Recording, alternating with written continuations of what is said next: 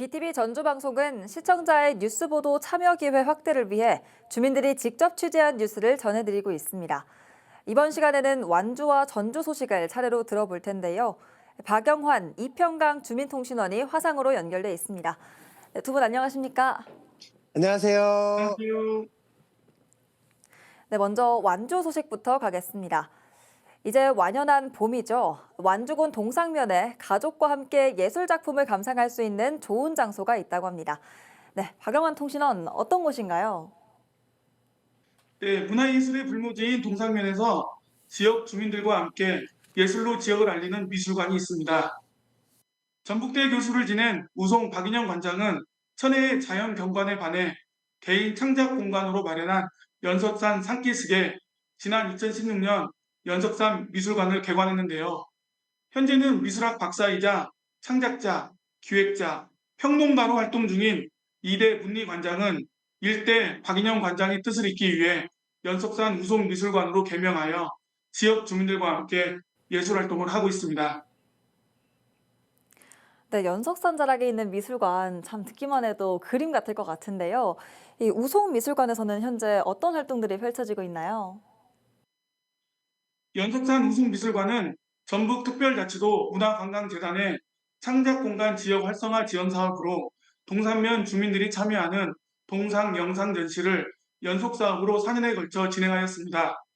또한 지역 주민들을 위한 사업을 자체 발굴하여 주민자치단체, 행정복지센터, 동상초등학교, 열린마을 농촌유학센터와 함께 올해도 진행할 계획입니다.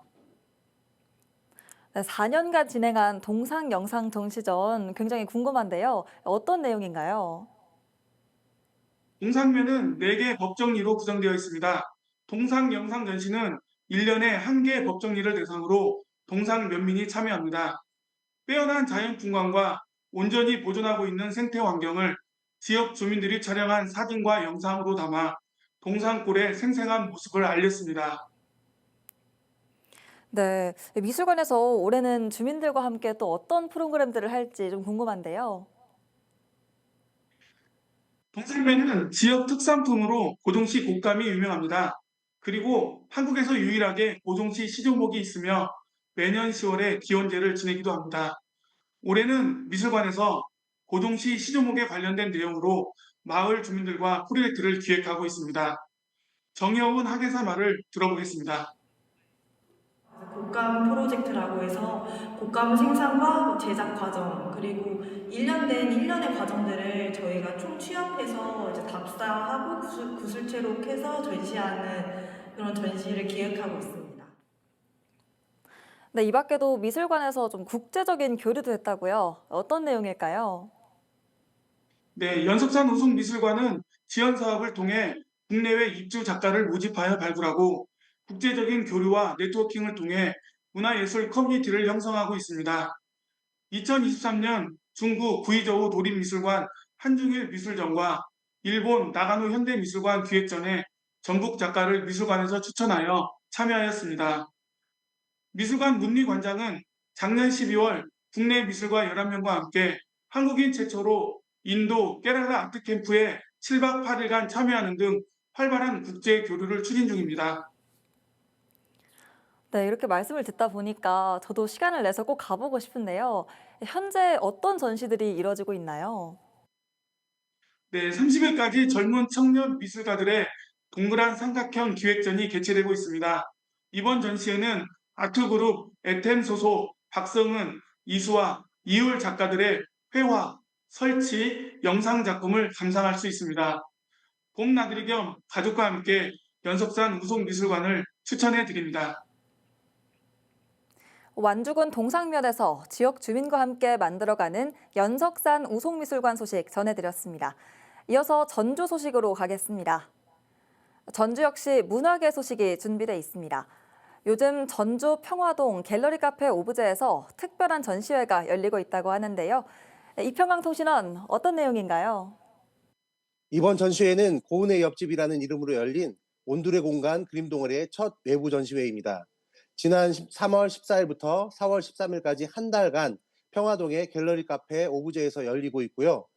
회원 16명이 총 59점의 수채화와 소묘 작품을 출품했습니다.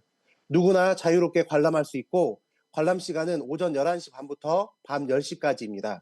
입장료는 없고 카페에서 음료를 마시며 편안하게 감상하실 수 있습니다. 고흔의 옆집이라는 이 이름 자체가 굉장히 이색적이고 귀여운데요. 전시회를 연 이 동아리에 대해서도 소개를 좀 해주시죠.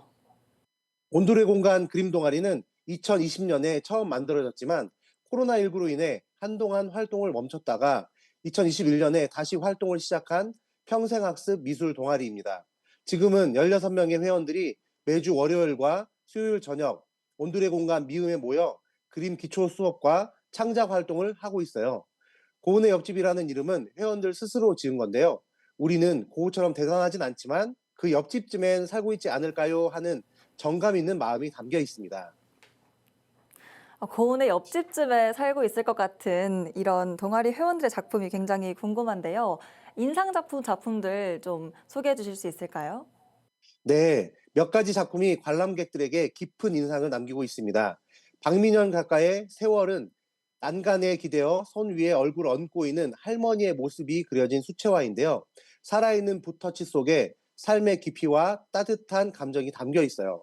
또 송광진 작가의 잊혀져 가는 것들은 항아리에 고추를 꼰 새끼줄이 걸려있는 풍경을 담은 작품으로 시골의 정겨운 기억을 불러일으키며 많은 분들이 아련함을 느끼셨습니다. 그리고 임정수 작가의 쉬마어려움이라는 작품도 있습니다. 들판에 자전거 한 대가 서 있는데요. 자전거 주인은 보이지 않습니다. 그림을 보면서 어디 갔을까 상상하게 되는 여운이 있는 작품입니다. 네, 설명해 주신 작품들이 참 미소가 지어지는 그런 작품들인데요. 현장에서 관람객들의 반응은 좀 어땠나요? 네, 전시 첫 주부터 관람객들의 반응이 정말 뜨거웠습니다. 제가 취재차 들었던 날에도 오전부터 카페를 찾은 손님 대부분이 관람객이었어요. 그중에는 다른 지역에서 활동하는 그림 동호회 회원들도 있었고요. 그분들이 작품 하나하나를 함께 감상하면서 우리는 어떤 전시를 해볼 수 있을까 이야기를 나누는 모습도 인상 깊었습니다. 또 몇몇 관람객들이 작가들을 응원하며 꽃다발을 두고 간 장면도 있었는데요. 그 장면을 본 회원들이 정말 감동받았고 그림을 통해 따뜻한 연결이 이루어진 순간이었습니다. 지역 주민들의 삶과 감성이 녹아있는 따뜻한 전시, 온돌의 공간 그림 동아리의 고흔의 옆집 전시회 소식 잘 들었습니다. 시청자 여러분들도 따뜻한 봄날 오늘 소개해드린 완주와 전주 두 곳의 전시회에서 여유를 느껴보는 건 어떨까요? 오늘 두 분 통신원 모두 수고하셨습니다. 네, 감사합니다.